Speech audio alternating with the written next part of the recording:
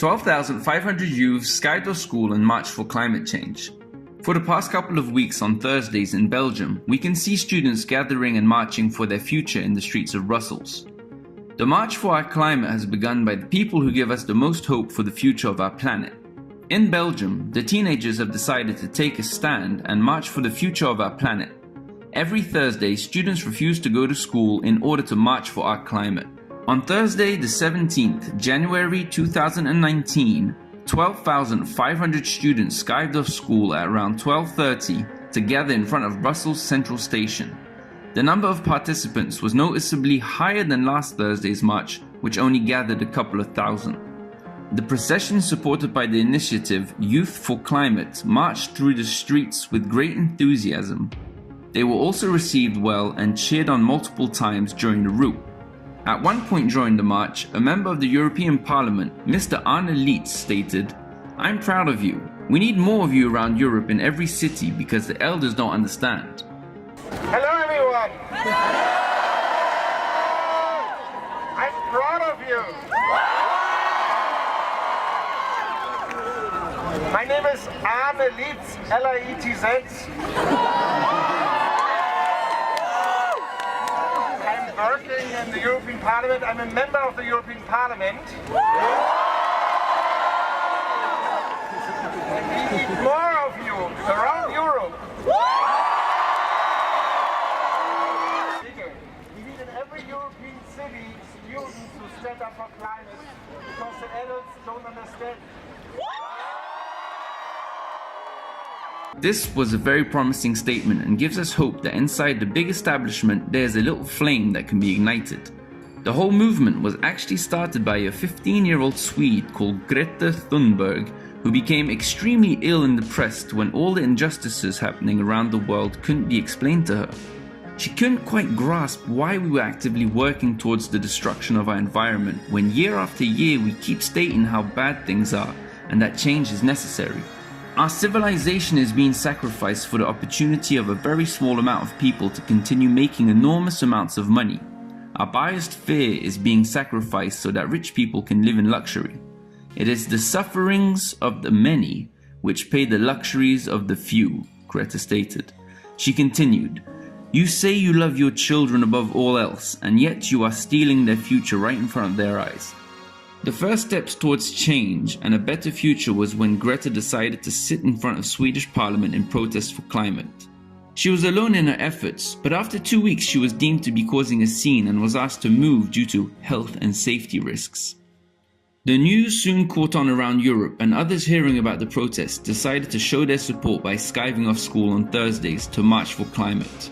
This gives us hope, especially when Greta then stated, "You are never too small to make a difference, and if a few children can get headlines all over the world just by not going to school, then imagine what we could all do together if we really wanted to."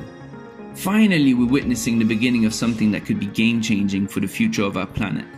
The people to whom it matters the most are waking up because it is up to them to protect and defend their future, as the adults have clearly decided to not take any action. She ended her talk with these words, "We have not come here to beg world leaders to care. You have ignored us in the past and you will ignore us again. We have run out of excuses and we are running out of time. We have come here to let you know that change is coming, whether you like it or not. The real power belongs to the people." I would urge all young people in school to participate every Thursday as it matters. This is a numbers game and the message is clear. If the masses stand behind the message, it cannot be ignored and change will have to take place. And if there is still an attempt to dismiss the movement, then a change by force will have to be implemented. So I'll leave you with a quote that seems fitting to this situation.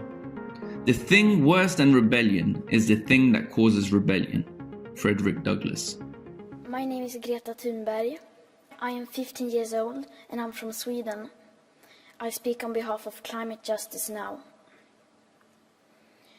Many people say that Sweden is just a small country and it doesn't matter what we do. But I've learned that you are never too small to make a difference. And if a few children can get headlines all over the world just by not going to school, then imagine what we could all do together if we really wanted to. But to do that, we have to speak clearly, no matter how uncomfortable that may be. You only speak of green, eternal economic growth because you are too scared of being unpopular. You only talk about moving forward with the same bad ideas that got us into this mess, even when the only sensible thing to do is pull the emergency brake. You are not mature enough to tell it like it is. Even that burden you leave to us children. But I don't care about being popular. I care about climate justice and a living planet. Our civilization is being sacrificed for the opportunity of a very small number of people to continue making enormous amounts of money. Our biosphere is being sacrificed so that rich people in countries like mine can live in luxury. It is the sufferings of the many which pay for the luxuries of the few. The year 2078, I will celebrate my 75th birthday. If I have children, maybe they will spend that day with me. Maybe they will ask me about you.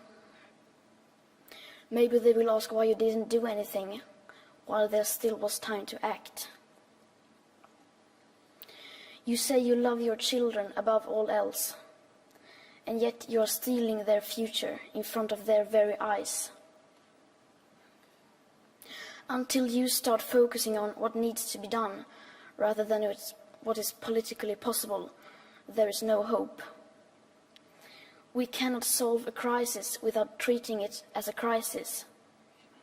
We need to keep the fossil fuels in the ground, and we need to focus on equity.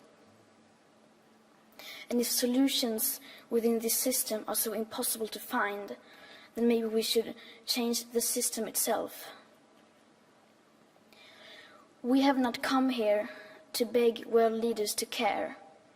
You have ignored us in the past, and you will ignore us again. We have run out of excuses, and we are running out of time. We have come here to let you know that change is coming, whether you like it or not. The real power belongs to the people. Thank you.